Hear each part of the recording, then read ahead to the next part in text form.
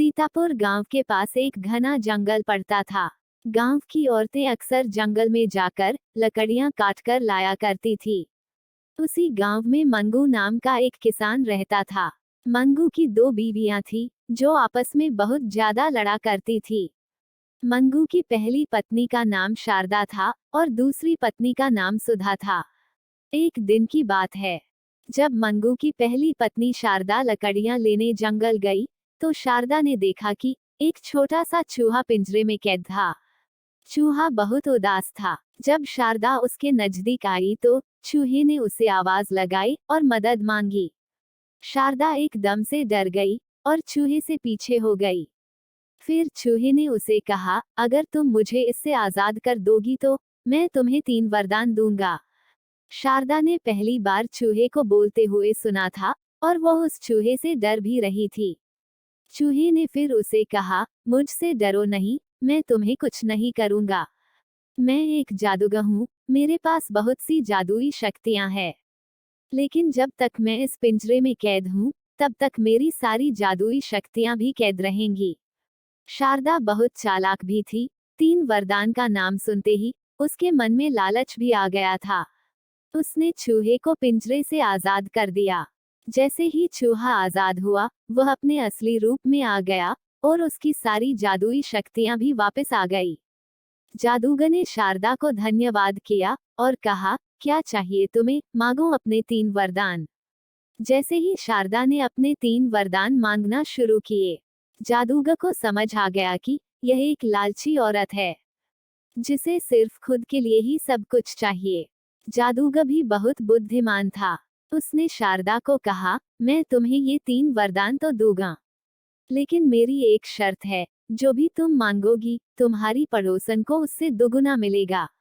लालची शारदा चुप होकर कुछ सोचने लगी, फिर बोली, ठीक है, मुझे तुम्हारी शर्त मंजूर है।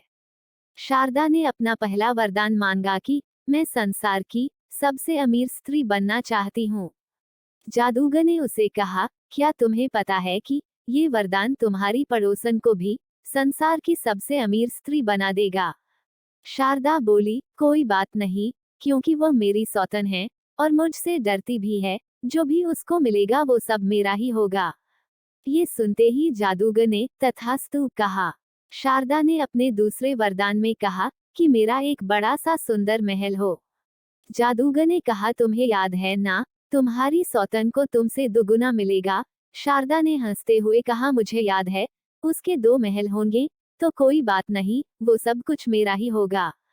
जादूगर ने कहा, तथास्तु। जब जादूगर ने अंतिम वरदान के लिए कहा, शारदा सोचने लगी। शारदा बहुत चालाक थी। वो कभी नहीं चाहती थी कि उसकी सौतन उससे अमीर हो जाए। उसने अपने मन में सोचा कि मैंने जो भी मांगा है उसका दुगुना उसकी सौतन को मिला है। तो उसने अपने लिए एक हल्का सा दिल का दौरा मांगा। उसके मन में ये ही था कि दिल का दौरा भी उसकी सौतन को दुगुना ही आएगा, जिससे उसकी सौतन मर जाएगी। जादूगर भी समझदार था। उसने साथ ही कहा, तथास्तु। अपने तीनों वरदान पाकर जब शारदा अपने घर पहुंची तो उसने देखा कि उसकी झोपड़ी की जगह एक सुंदर महल है, साथ ही उसकी सौतन के भी 2 सुंदर महल है। वो ये सब देखकर बहुत प्रसन्न हुई। इतने में उसकी सौतन महल से बाहर आई। सौतन बहुत ही सुंदर लग रही थी और उसने बहुत महंगे जेवर पहन रखे थे। ये देखकर शारदा को एकदम से गुस्सा आ गया और वह अपनी सौतन के साथ लड़ने लगती है। उन दोनों की लड़ाई की आवाज सुनकर मंगू बाहर आता है। दोनों की इस लड़ाई में अचानक दोनों को हार्ट अटैक आता है और दोनों जमीन पर गिर जाती है।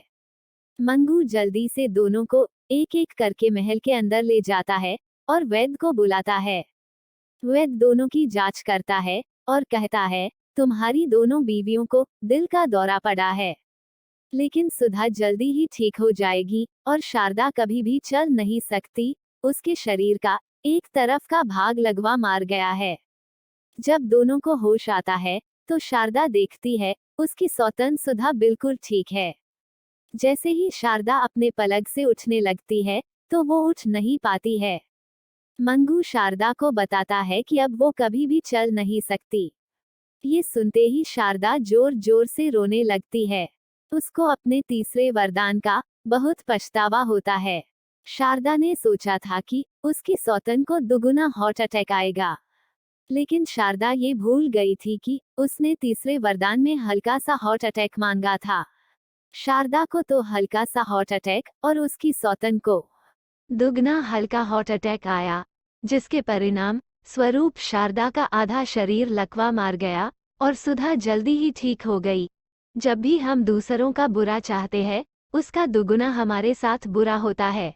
इसलिए हमें सब के लिए अच्छा ही सोचना चाहिए, ताकि हमारे साथ भी सब अच्छा हो। मेरे प्यारे दोस्तों, आपको कहानी कैसी लगी, हमें कमेंट करके जरूर बताइए। आपको कहानी अच्छी लगे तो लाइक कीजिए, शेयर कीजिए और चैनल को सब्सक्राइब करना ना भूले। कहानी सुनने के लिए धन्यवाद।